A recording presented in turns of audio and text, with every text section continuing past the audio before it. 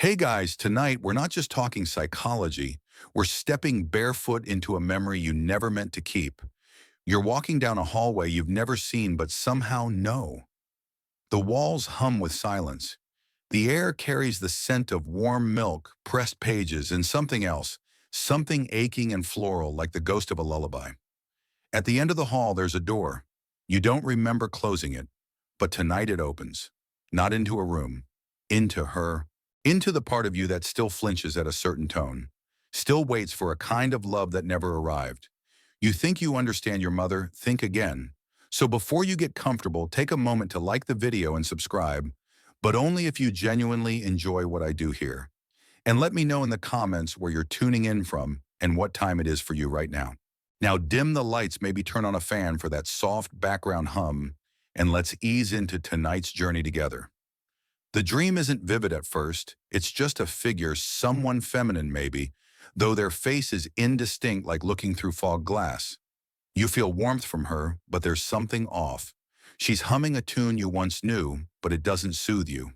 You don't know why, but part of you doesn't want to get too close, and yet part of you always does. Carl Jung would call this the mother archetype. Not your literal mother, not the woman who packed your lunch or forgot your birthday. This is something older, deeper. It lives in all of us regardless of whether our mothers were saints or strangers. It's an image coded into your psyche, the giver of life, the protector, the destroyer, the devourer. And in dreams, she wears all her masks at once. You don't remember how the dream ends, but you wake up disturbed and oddly nostalgic. Here's the strange truth: you never stop dreaming about your mother, even if she's no longer alive, even if you've cut ties, even if you think you've moved on. That image, that symbol, stays lodged deep in your unconscious, influencing how you feel about comfort, danger, authority, love, and trust. There's a letter Jung once wrote to a patient. She had recurring dreams of drowning in a house that slowly filled with water. He asked her what that house reminded her of. She hesitated and said, "It smells like my mother's perfume." That was all he needed to know. Some analysts still debate whether the mother archetype is a universal psychic imprint or a collection of early memories we mistake for something mythical.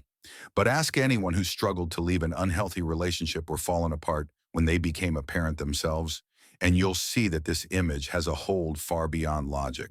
Your journey tonight begins with a question that may sting.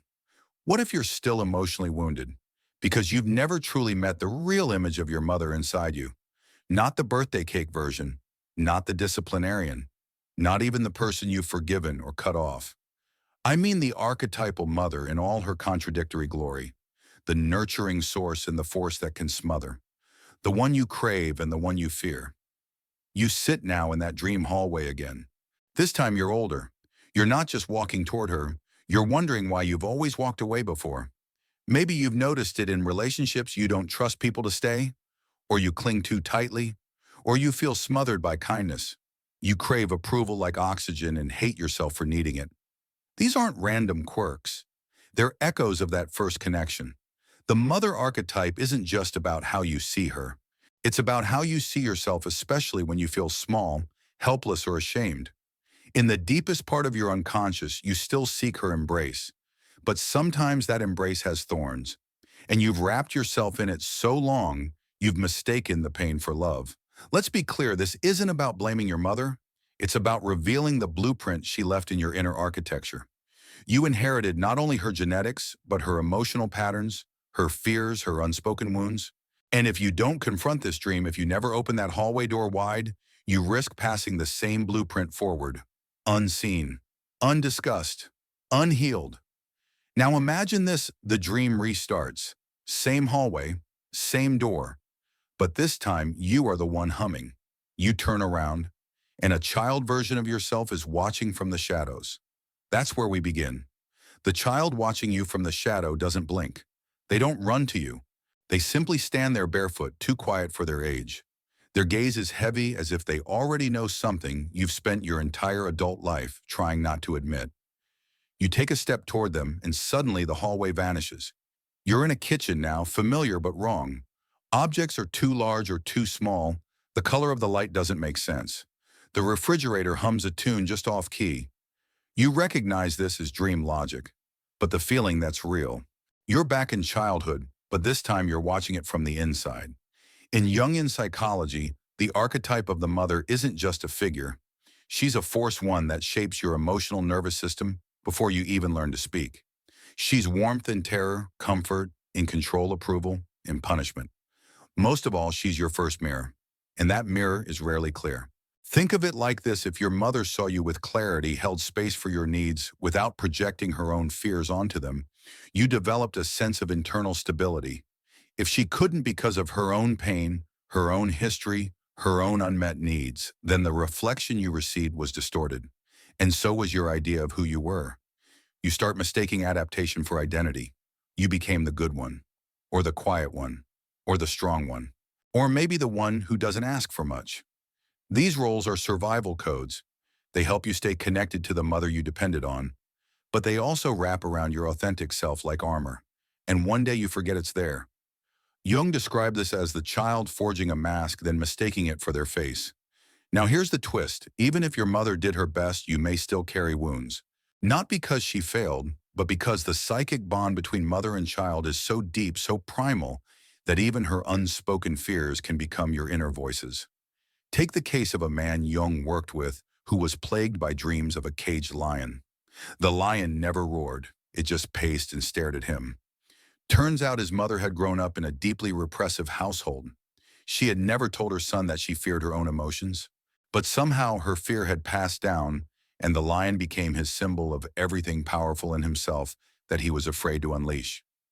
Analysts still debate whether these inner images are inherited archetypes or the emotional residue of early caregiving. But for you, the dream feels undeniable. You're standing in a room where everything smells like her. Lavender, warm sugar, or maybe bleach and tobacco. Whatever it is, it hits you in the chest. And the child version of you still watching finally speaks. She didn't mean to hurt us. There's no accusation in the voice, just fact. You kneel down and try to hold them. Your arms pass through like mist. This is the part no one warns you about. Healing the mother wound isn't about confrontation. It's about understanding. And that understanding doesn't come through logic, it comes through memory symbol feeling. You remember a moment she was crying in the next room. You were maybe 5. You didn't know why, but you felt like it was your fault. That's when you started becoming helpful. That's when you stopped asking for things. It wasn't spoken, but you heard it anyway. Be small. Don't make things worse. The archetype of the devouring mother isn't always cruel. Sometimes she's fragile. So fragile that you become the parent. And the wound isn't just about what happened, it's about what got buried. Your anger, your need, your right to exist without earning love. You blink and the room changes again. Now you're in your adult bedroom. Your phone buzzes. A message from someone you care about is short distant. You feel panic rise. Are they mad? Did you do something wrong? This is the mother wound alive and well, replaying itself through 1,000 daily micro stings. You bend and twist your behavior to avoid the ache of disconnection, because somewhere deep inside that ache still feels like danger, like abandonment, like death. You don't trust love that comes freely, you trust effort, earning, overthinking, performing, because that's what once worked. You lie back on the bed staring at the ceiling. The child is gone now, but their words echo. She didn't mean to hurt us. You whisper, I know, but something in you doesn't believe it yet, and that's okay, because recognition is the beginning, not the end. You're still lying on the bed when you notice the ceiling beginning to crack, not from age or wear, but like paper tearing under pressure from the inside. Light pours through the gaps, soft and gold like afternoon sun filtered through gauze. You float upward without effort through the break into a memory disguised as a sky. But instead of clouds, there are fragments, snapshots of your mother's face at different ages, laughing, exhausted, cold, radiant, gone. None of these are whole. None of them stay. This is what it feels like to hold a mother in your psyche, not as a person, but as a symbol too big to contain. Jung believed the mother archetype is so vast that it inevitably overwhelms the personal mother. No real woman can live up to the projections we place on her. No child, no matter how wise, can separate the two without pain. You float among the fragments trying to catch one, to remember your mother clearly. But each time you reach, it dissolves into something else. A frown you once mistook for anger, a touch you wanted but never got, a lullaby half remembered, half invented. You realize something quietly devastating. You've never seen your mother for who she is, only for who you needed her to be, and she's never seen you for who you are, only for who she needed you to be. This isn't a flaw in her or in you. It's a tragedy written into the very structure of the human soul, a kind of psychic entanglement that shapes us before we ever had words to resist it. In the dream, you fall back to earth. You land in a sandbox. It's small, boxed in by wooden planks.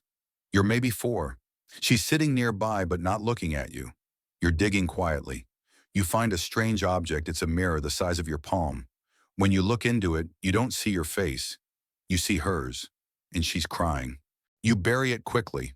That mirror is still buried in you. Some therapists call it enmeshment, when a child internalizes a parent's emotional needs so deeply that they forget to form a separate identity. But in Jungian terms, it's more mythic than that. You haven't just inherited her emotions, you've inherited her unlived life, her lost dreams, her silenced rage, her unshed tears. Jung warned about the power of the unconscious mother complex. Left unexamined, it can make a person drift through life, haunted by guilt, unable to say why. It can drive them to sabotage intimacy or to compulsively caretake others, especially at their own expense. Analysts still debate how much of this is cultural and how much is innate. But again, the debate doesn't matter when the pain is this specific. You feel it when someone asks what you want and your mind goes blank. You feel it when you succeed but can't feel proud. You feel it when someone says, "Don't worry, I've got you," and your instinct is to not believe them.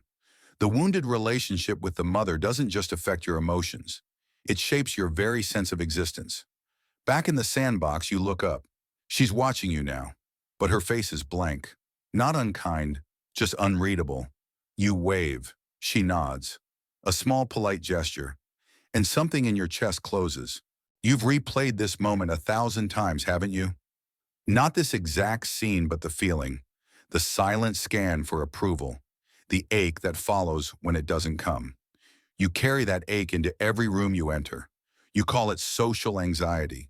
You call it imposter syndrome. But deep down, it's the same question. Do you see me? You never stopped asking. You just stopped speaking it aloud. Now in the dream, you try to stand, but your legs are heavy. You're still the child. But something in you is shifting. You realize it's not too late to see her clearly. Not the archetype, not the fragment, but the woman. The flawed, scared, complicated woman who once tried to hold you but didn't always know how. You sit on the edge of the sandbox, the mirror in your hand again. This time you look. She's still crying. But not because of you. Not at you. She's crying for her own lost childhood, the one no one helped her mourn. You whisper, "I'm here." And the image softens. The mirror in your hand warms slightly, like it's been resting in sunlight. You don't flinch. You're starting to realize that truth, even painful truth, has a kind of kindness in it. You blink, and now you're not in the sandbox anymore. You're standing in your childhood home's hallway. The walls stretch taller than you remember. The floor creaks beneath your steps. One door is cracked open just slightly. You already know which one it is. Her room. You hesitate. But you push the door open. She's not there. Just her presence scattered across objects, a sweater draped over a chair, a framed picture of you, a book with a bookmark 2/3 in.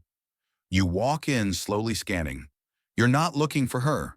You're looking for a clue, an answer to a question you didn't know you were allowed to ask. What was she afraid of? Jung believed that all archetypes have a light and shadow aspect. The mother in her shadow form can become devouring, overly protective, emotionally engulfing, manipulative. But that darkness doesn't appear without a cause. Behind every devouring mother is a scared woman who was never allowed to just be human. You sit on the bed. There's a faint smell, lotion, and worry. And suddenly a memory surfaces. You, maybe 8, watching her, stare out the kitchen window for a long time. You asked her something simple like, "What's for dinner?" She jumped, then smiled, but her eyes stayed elsewhere. You realize now she wasn't ignoring you. She was somewhere else, entirely trapped in a quiet battle no one ever asked her about. In that moment, your mother wasn't the all-powerful figure you imagined. She was a woman barely holding herself together. But the child you were didn't know that. So you told yourself a story. She doesn't care. I'm a burden. I must be better to earn her attention. And that's how the wound forms, not always through active harm, but through absence, misattunement, silence. There's a term for this in Jungian thought, the negative mother complex. It doesn't mean your mother was bad. It means the image you formed around her became distorted, often because her own inner world was unspoken and unresolved. You internalized her fragility as your failure. You thought love meant performing, pleasing, never upsetting the balance. But you were learning the wrong script. Some therapists call this parentification, when a child becomes the emotional caretaker for the parent. But Jung saw something deeper, the way this pattern warps your own ability to mother yourself. Because here's the painful truth. If you had to shrink, suppress, or silence yourself to stay close to her, then you've likely carried that same pattern into adulthood.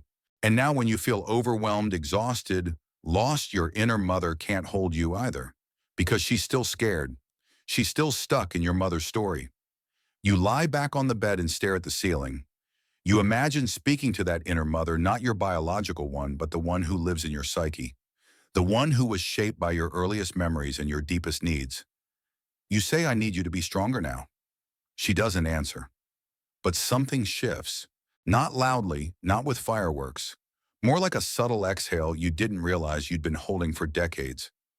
In the corner of the room, a box catches your eye. You walk over and open it. Inside, a few letters never sent. They're in her handwriting. You don't recognize the names. Maybe they were friends, maybe more. But one letter torn at the edge stands out. I don't know who I am anymore, it says. I wanted to be a good mother, but I don't even know what that means. I'm afraid I'm failing him. And I can't tell anyone because that would make it true. You sit with that. You sit with her words. And for the first time, you don't feel like a child betrayed. You feel like a soul meeting another soul, equally lost, equally scared, equally human. Analysts still debate how much of healing the mother wound depends on confronting her versus internal transformation. But in this quiet moment, it's not a debate. It's a reckoning. The door behind you creaks. She's standing there now, not the woman, not the archetype, but a dream figure. Half real, half symbol. She says nothing. You nod, and she fades. The wound is still there, but now there's air around it. Space, recognition. And that's how healing begins, not with erasing pain, but with no longer carrying it alone. You leave the room, but the house doesn't release you. It rearranges itself around your steps, hallways folding, like paper stairs leading upward, only to loop back into childhood. You know this place isn't real, and yet you also know it's the truest landscape you've ever walked, the map of your inner home. At the center of it, you find a staircase descending into darkness. You hesitate not because it's unfamiliar, but because it feels too familiar. Every time you've questioned yourself, every time you've sabotaged a relationship, backed away from an opportunity, apologized for existing, this is where it came from. You descend. The air thickens with the scent of something old and buried, not rot exactly. More like sorrow held too long in silence. At the bottom, a room, small, bare, and in the corner, something is curled up. You approach quietly. It's you, but not the child this time. It's the part of you that learned to shrink. This is the version of yourself that figured out early on, don't take up too much space. Don't cry too loud. Don't want too much. That it's safer to disappear than to risk rejection, especially from her. And that's when it hits you, you didn't just lose your mother's gaze. You lost your own. You stopped looking at this version of you, stopped tending to them because you believed on some deep, cruel level that they were the reason love felt so conditional. You kneel down and sit beside them. They don't speak, but they don't resist. You simply sit. This is what Jung referred to when he spoke of integrating the shadow, not battling it, but bringing light to the part of you that was once cast away. And often that shadow carries the mother's voice, her judgments, her silences, her unmet expectations, but also, strangely, her vulnerability. Because here's the twist: in shrinking to survive, this part of you also inherited her fears. You don't just fear rejection, you fear being like her, the anger, the coldness, the helplessness masked as control. You swore you'd never become that. But when you catch yourself snapping at someone, withdrawing emotionally, Hiding from intimacy part of you whispers, "Am I turning into her?" And that whisper echoes louder than any scream. Jung warned that what you resist not only persists, but grows stronger. When you disown your resemblance to your mother, it doesn't disappear. It sneaks into your patterns, your tone, your dreams. A woman once wrote in her journal, a patient of a Jungian analyst, that every time she argued with her daughter, she saw her own mother's mouth move when she spoke. "I flinched," she wrote, "not because I'm her, but because I was her victim once, and now I'm the weapon." Analysts still argue whether this repetition compulsion is inherited trauma or internalized shadow. But it doesn't matter when it hurts like this. When the mirror reflects both yourself and the very person you swore you'd never become. You look at the curled up version of you and say something radical. "It's okay if I carry some of her, but I don't have to carry all of her." They look up.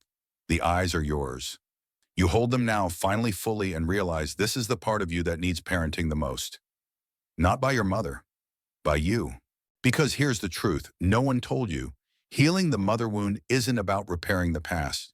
It's about creating a future where you are the kind of parent to yourself that you never had.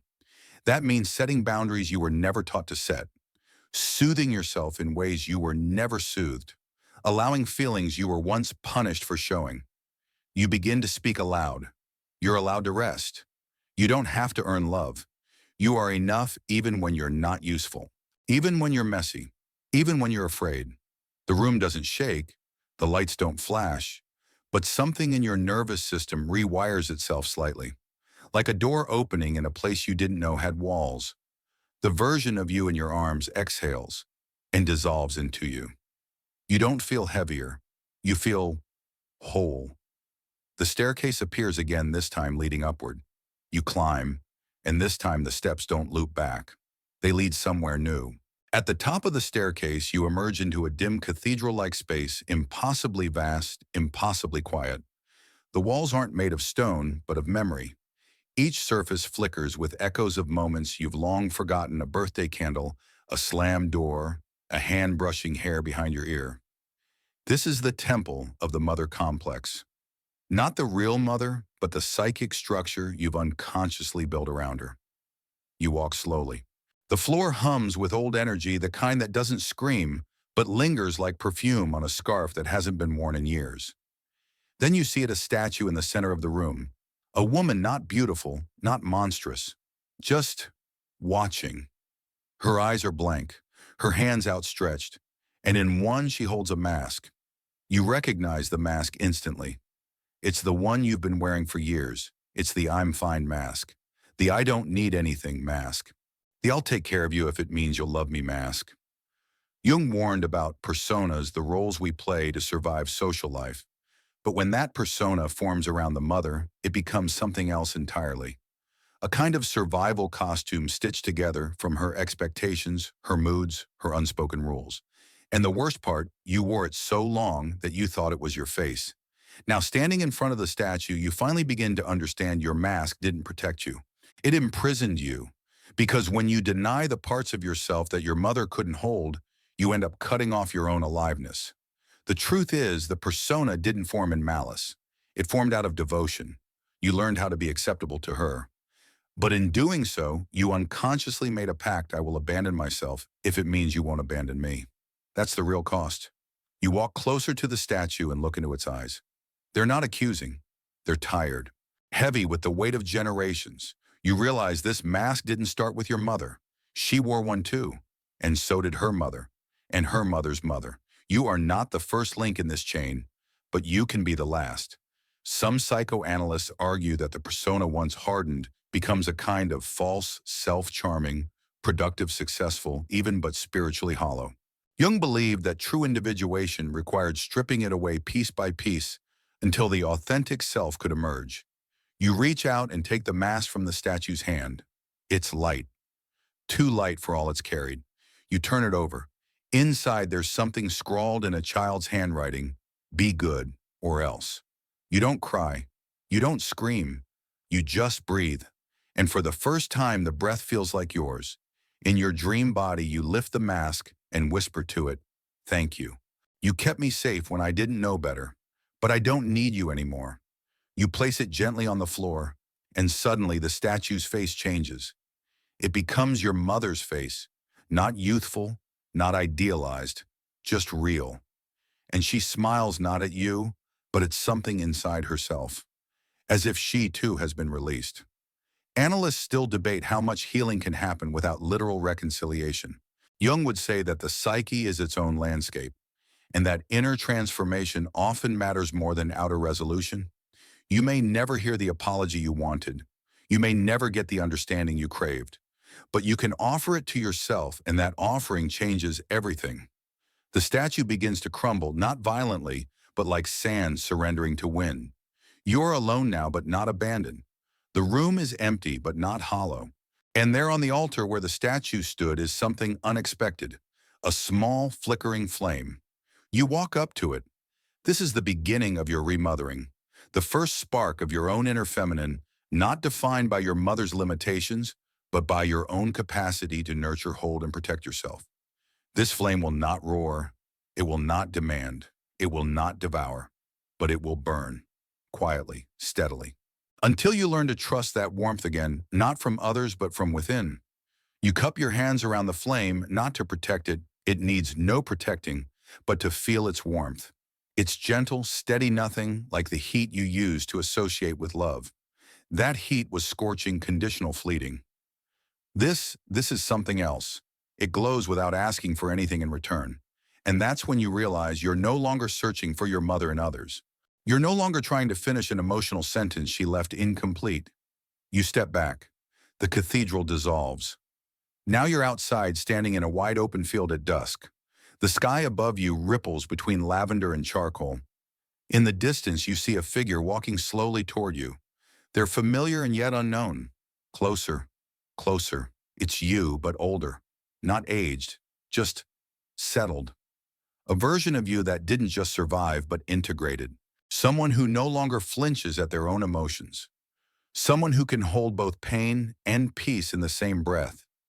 They sit beside you in the grass. Neither of you speaks. This is the part of you that formed when you stopped running from her shadow and from your own. You remember what Jung said: one does not become enlightened by imagining figures of light, but by making the darkness conscious. For most of your life, your mother's shadow was stitched into your own. Her fears became your reflexes, her silence your shame, her unspoken grief your anxious hum in every moment of stillness.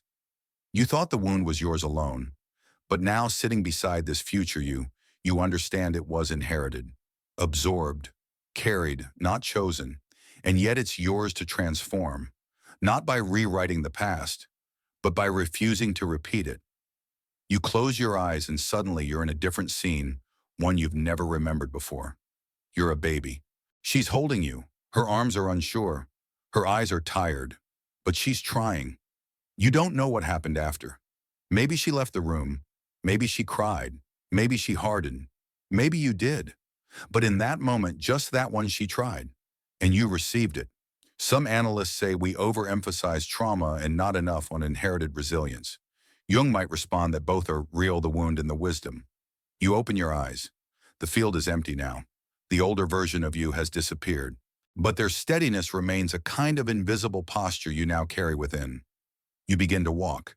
And with every step you notice how your stride changes. Not more confident exactly, but more whole. Like each footfall belongs to someone who no longer asks, "Am I allowed to be here?" Now comes the strangest part. You pass a mirror hanging midair. No frame, no wall, just hovering. You look in, and you don't see yourself. You see your mother as a girl, maybe 7, alone in a room with wallpaper too loud and light too dim. She's hugging her knees. Her hair is messy. No one's coming. You realize something you never wanted to. She was wounded before you were born, and she didn't get to heal. So she passed on what she knew. Not out of cruelty, but because pain becomes a legacy when no one stops to hold it. This doesn't erase what she did. It doesn't excuse what she couldn't give. But it changes why. You place your hand on the mirror, not for her, for you. Because this is the moment you decide the legacy ends here. Not with rage, not with distance, with witnessing. Analysts still debate whether it's possible to truly reparent yourself. But maybe that debate misses the point. Maybe it's not about becoming your own mother. Maybe it's about becoming the person who never abandons you again, no matter how messy, afraid, or aching you are. You step away from the mirror. It vanishes. The field darkens. The stars bloom. And above you, something vast begins to form a mandala, pulsing with light and shadow held together by silence. It's not a symbol of perfection. It's a symbol of completion. The mandala spins slowly above you, glowing with a rhythm older than thought, a breath the psyche has been holding for centuries. You lie back in the grass and stare up at it, and for once you don't try to interpret. You just let it be. Because something in you understands now, not everything has to be solved to be healed. Carl Jung saw the mandala as the symbol of the self, not the ego, not the mask, but the totality of who you are. Shadow and light, pain and potential, the mother you needed and the one you became. You blink and you're no longer in the field. You're in a deep circular well, not falling, just floating gently downward. The walls are lined with symbols, moons, wombs, water, and one face that repeats over and over in slight variations. It's hers, it's yours, it's no one's.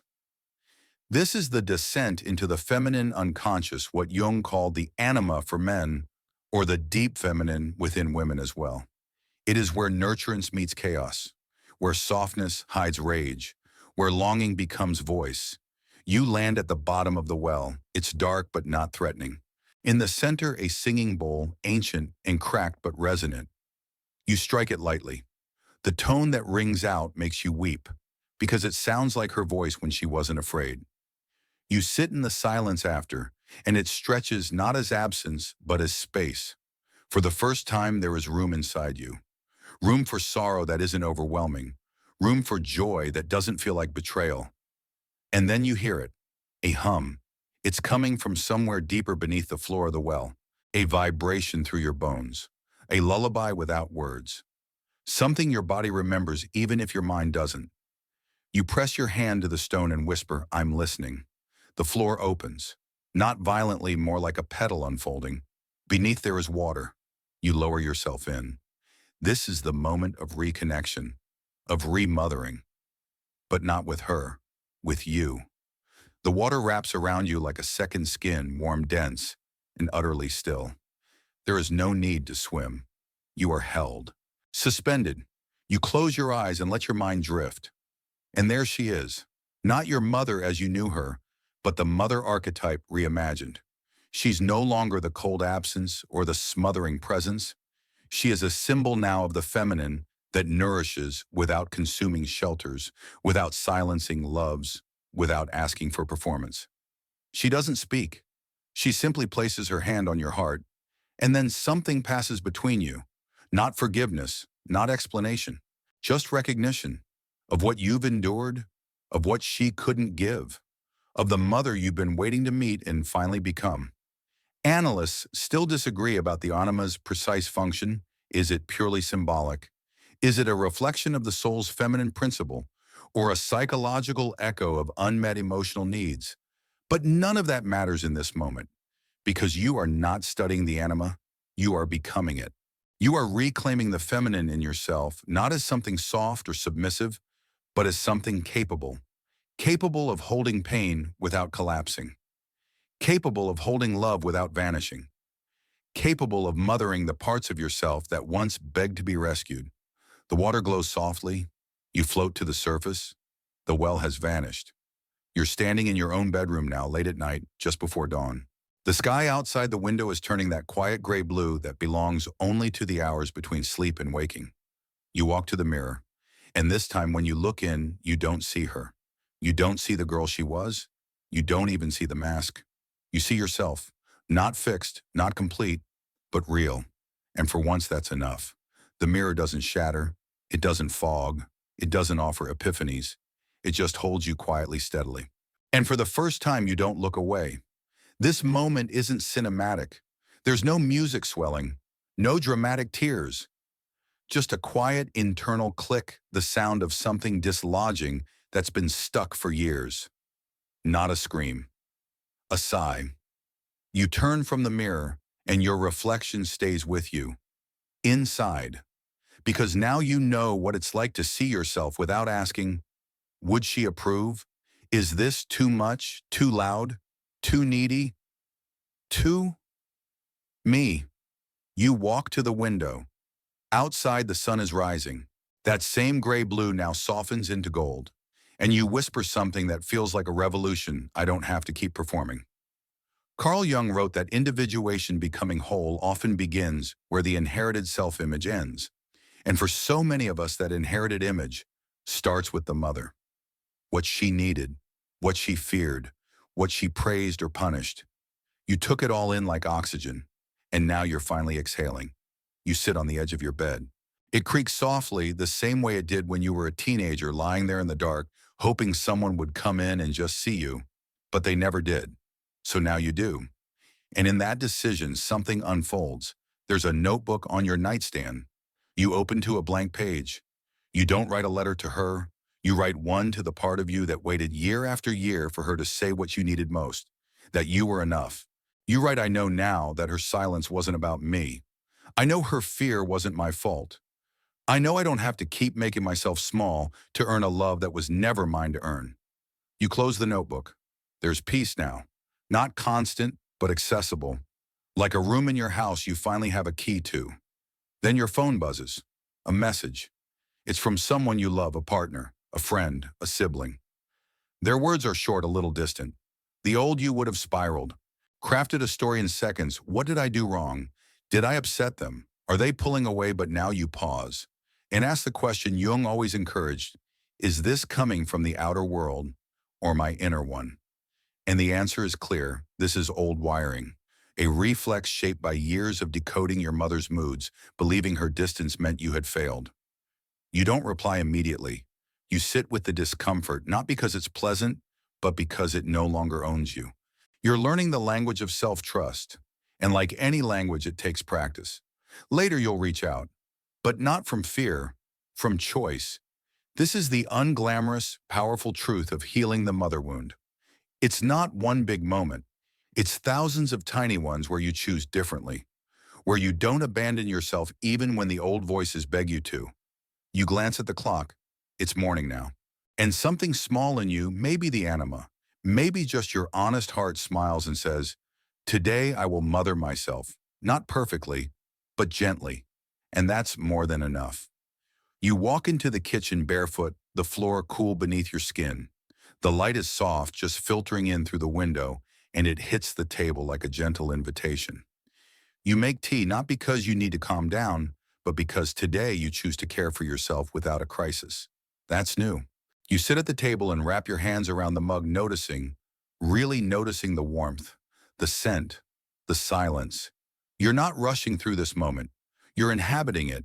And then from somewhere in your memory, a voice stirs. You think this makes you special. It's not cruel, just familiar. A whisper wrapped in shame.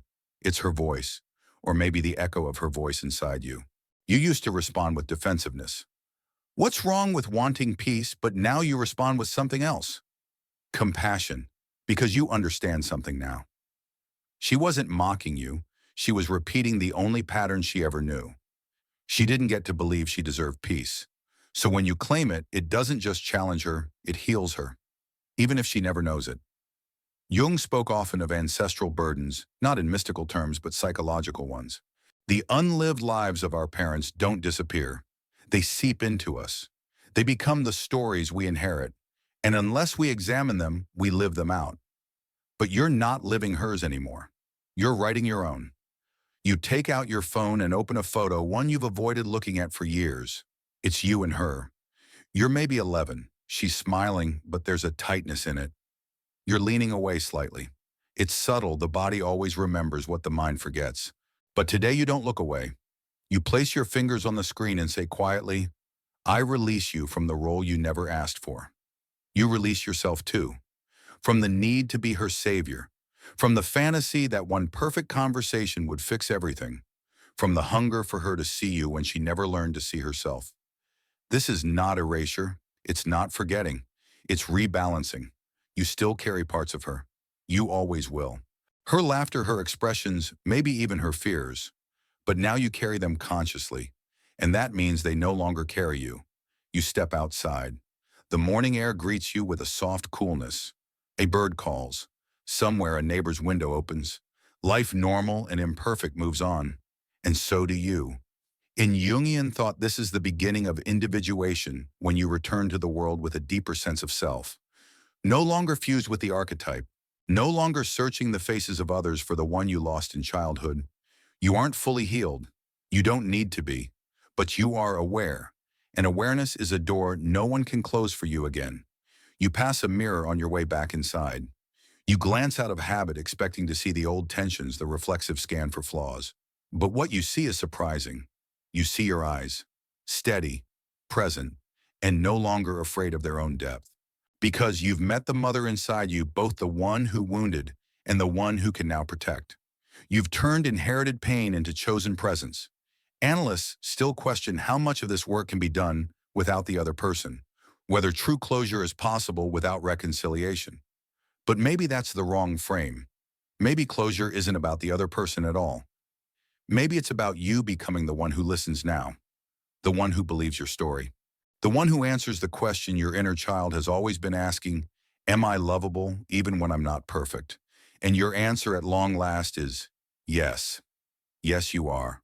Always have been. Always will be. So now you sit with that final truth, not as a destination, but as a beginning. The pace slows. Your thoughts stretch out like a long exhale. The noise inside you softens. And in the quiet that remains, something brave lingers. You did not escape your mother's shadow. You walked through it. You did not rewrite the past.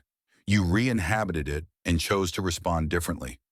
The parts of you that were lost, splintered, silenced, they're still here, not waiting to be fixed, just waiting to be welcomed.